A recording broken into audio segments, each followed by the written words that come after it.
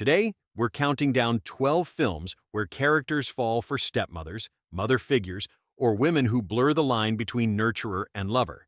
Stay until the end, because our number one pick defined this trope for generations and remains one of cinema's most iconic seductions. Let's get into it. Number 12, Tadpole, 2002. Director Gary Winnick opens our countdown with the genre's most charming comedy. Oscar is a 15-year-old prep school intellectual who reads Voltaire in French and finds girls his own age impossibly immature.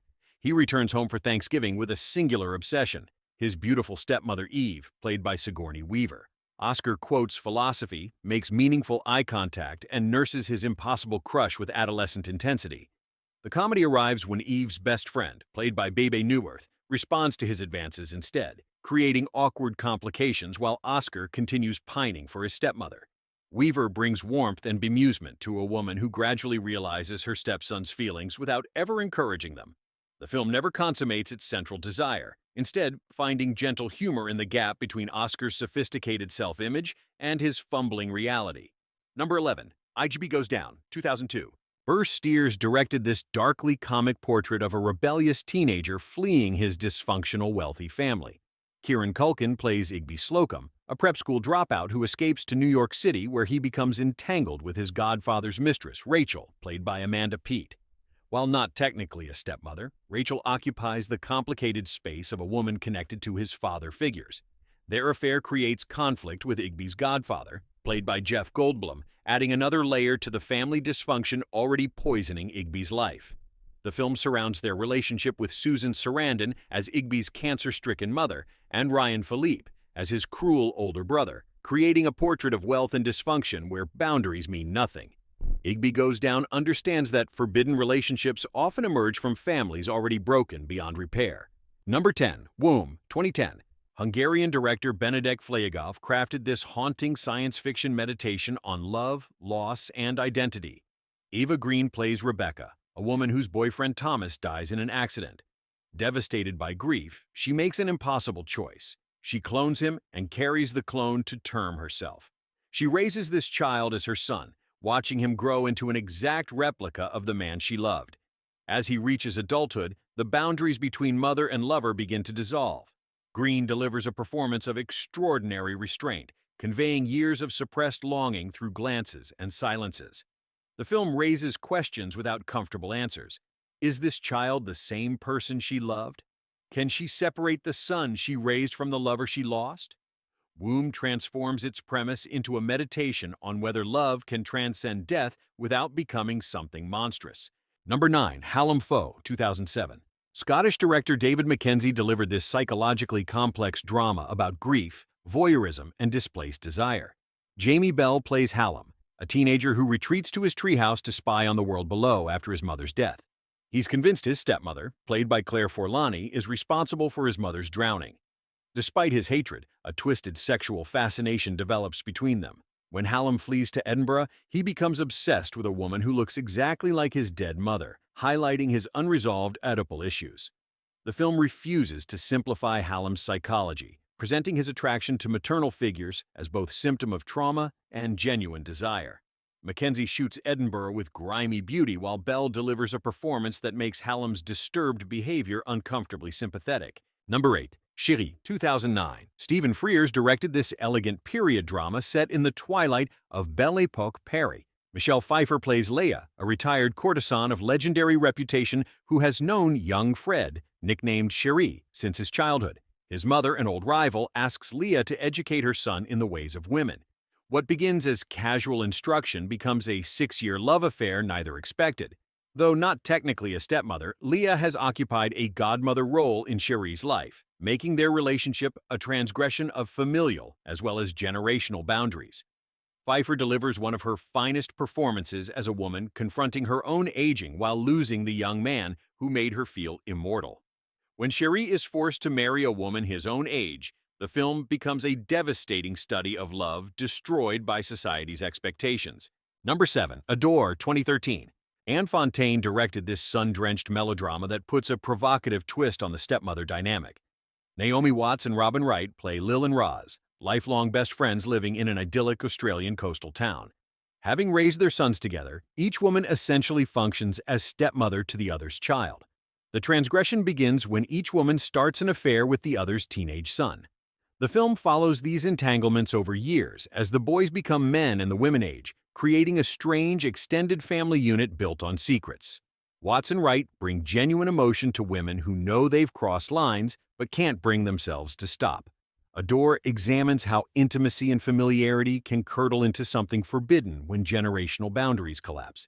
Number 6. Damage, 1992. Louis Malle directed this adaptation of Josephine Hart's novel about obsession that destroys everything it touches. The film inverts the typical dynamic. Instead of stepson pursuing stepmother, a father falls obsessively in love with his son's fiancée. Jeremy Irons plays a British politician whose ordered life shatters when he meets Anna, played by Juliette Binoche, the woman his son Martin plans to marry. Their affair becomes all-consuming, conducted in stolen moments, while both maintain facades of normalcy. When Martin discovers them, the consequences prove catastrophic. Irons won a BAFTA for his portrayal of a man who understands he's destroying his family yet cannot stop himself. Damage examines how desire within family structures carries uniquely devastating potential, regardless of which direction it flows. Number 5. Tristana, 1970. Luis Buñuel brought his surrealist sensibility to this adaptation of Benito Pérez Galdós' novel about power, desire, and corruption. Catherine Deneuve plays Tristana, a young woman orphaned when her mother dies. She's taken in by Don Lope, an aging nobleman played by Fernando Rey, who becomes her guardian. What begins as paternal protection gradually transforms into something darker as Don Lope claims Tristana as his mistress. Deneuve portrays her character's evolution from innocent ward to embittered woman with devastating precision. The film tracks their relationship over years as power dynamics shift and Tristana finds ways to claim agency within her captivity. Buñuel refuses moral simplicity, instead examining how guardianship and desire become entangled when one person holds complete authority over another. Number 4. Queen of Hearts 2019. Danish director Maël Tookie crafted this critically acclaimed thriller that refuses to let audiences find comfort. Trina Deerholm plays Anne, a successful lawyer who specializes in defending abuse victims. Her carefully constructed life begins to unravel when her troubled teenage stepson Gustav comes to live with the family. She initiates an affair with him, and the film presents their relationship with devastating clarity about power dynamics and manipulation. Unlike films that romanticize such encounters, Queen of Hearts forces viewers to see Anne as predator, even as it explores her psychology. When consequences arrive, Anne's response reveals depths of selfishness that make the affair itself seem almost secondary. Deerholm won numerous European awards for a performance that never asks for sympathy while remaining fully human. Number 3. Phaedra, 1962. Jules Dassin updated the ancient Greek tragedy for modern audiences, relocating the myth to contemporary Greece while preserving its sense of inevitable doom. Melina Mercouri plays Phaedra, the young wife of a powerful shipping magnate. When her husband's son from a previous marriage, played by Anthony Perkins, returns home, she falls hopelessly in love with her stepson. Mercouri brings operatic intensity to a woman consumed by passion she knows will destroy her.